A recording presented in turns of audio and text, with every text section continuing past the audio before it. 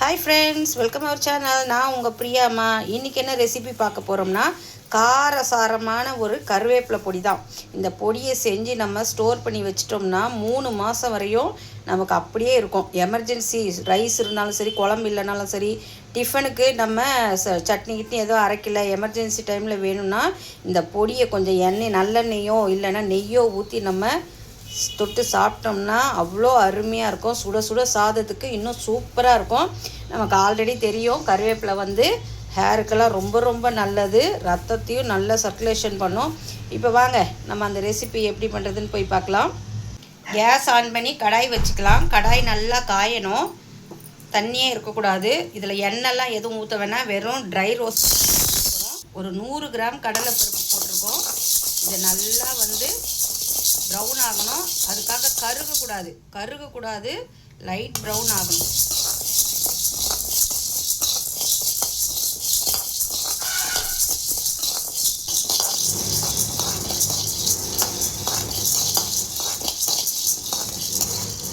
இந்த பக்குவம் போதும். இதை இப்போ ஒரு பிளேட்டில் மாற்றிடலாம். ஒரு 100 கிராம் உளுந்து, இதுவும் கருகக்கூடாது,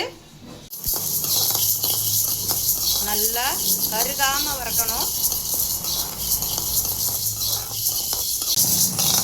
இந்த பக்குவம் போதும். இப்போ நம்ம இதையும் பிளேட்டில் மாற்றிக்கலாம்.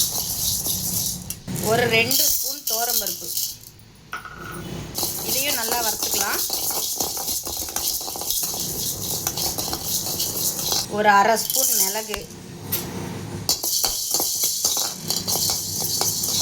ஒரு ஸ்பூன் சீரகம், சீரகம் போட்டிருக்கேன்.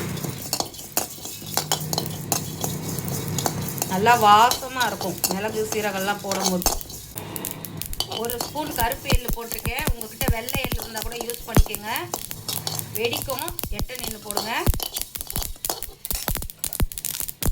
காரத்துக்கு ஒரு 10 மிளகாய், உங்கள் காரத்துக்கு ஏற்ற மாதிரி போடுங்க. எங்களுக்கு காரம் நல்லாவே சாப்பிடுவோம், அதனால் நான் 10 மிளகாய் போட்டிருக்கேன்.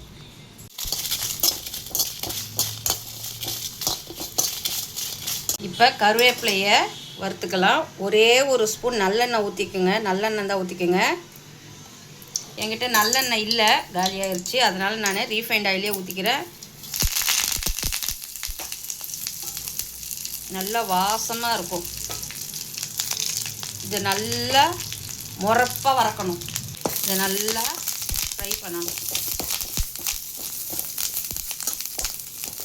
இப்படி வாசம் வருது பாருங்கள். அந்த எண்ணெய்க்கு அந்த கருவேப்பிலை வாசனை சும்மா ஜம்முன்னு வருது. இதுலேயே நம்ம அந்த வறுத்து வச்ச காஞ்ச மிளகாவும் போட்டுக்கலாம். அது இன்னும் நல்லா அந்த எண்ணெயில் பிறண்டு வரும்போது நல்லாயிருக்கும். இன்னும் இந்த மாதிரி பொடி பண்ணி வச்சுக்கிட்டோன்னு வச்சுக்கோங்களேன், 3 மாதம் வரையும் ஸ்டோர் பண்ணி வச்சுட்டோன்னு வச்சுக்கோங்க, நமக்கு குழம்பு இல்லைன்னா கூட பரவாயில்லை. வெறும் சுட சுட சாதத்துக்கு இந்த பொடியை போட்டு நெய் இல்லை நல்லெண்ணெய் ஊற்றி சாப்பிட்டோன்னு வச்சுக்கோங்க, சும்மா சூப்பராக இருக்கும்.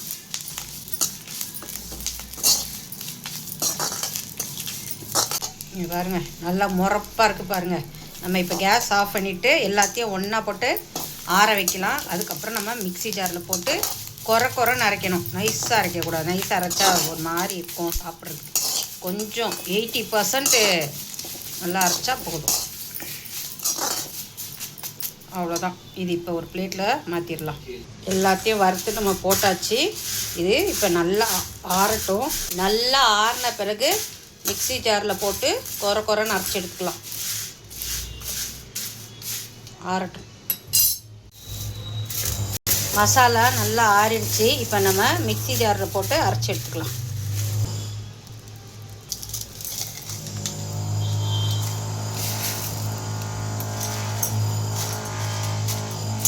இதுலேயே உப்பையும் போட்டுக்குங்க. தேவையான அளவுக்கு உப்பு போட்டுக்குங்க. நான் 2ஆக போட்டேன், சின்ன ஜாரு, அதனால் எனக்கு 2ஆக போட்டு அரைச்சி எடுத்துக்கிறேன். இங்கே பாருங்கள், சூப்பராக அரைச்சிட்டு வச்சு. இந்த மாதிரி கொரன்னு இருக்கணும். நைஸாக அரைக்கக்கூடாது, கொரன்னு இருக்கணும்.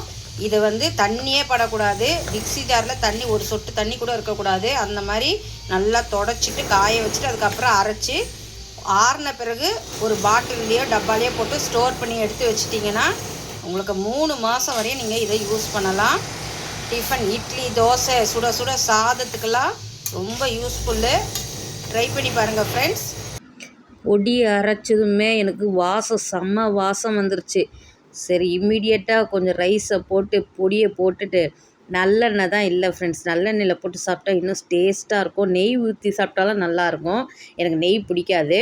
நான் ரீஃபைண்ட் ஆயிலே ஊற்றிக்கிட்டேன். சாதம் சூடாக இருக்கிறதுக்கும் அந்த எண்ணெய் ஊற்றி பிசைஞ்சி செம்ம வாசனை. வாயில் வச்சு சாப்பிட்டோன்னே காரசாரமாக செம்ம டேஸ்ட்டு ஃப்ரெண்ட்ஸ். நீங்களும் ட்ரை பண்ணுங்கள். தேங்க்ஸ் ஃபார் வாட்சிங். நெக்ஸ்ட் வீடியோவில் பார்க்கலாம். பாய்.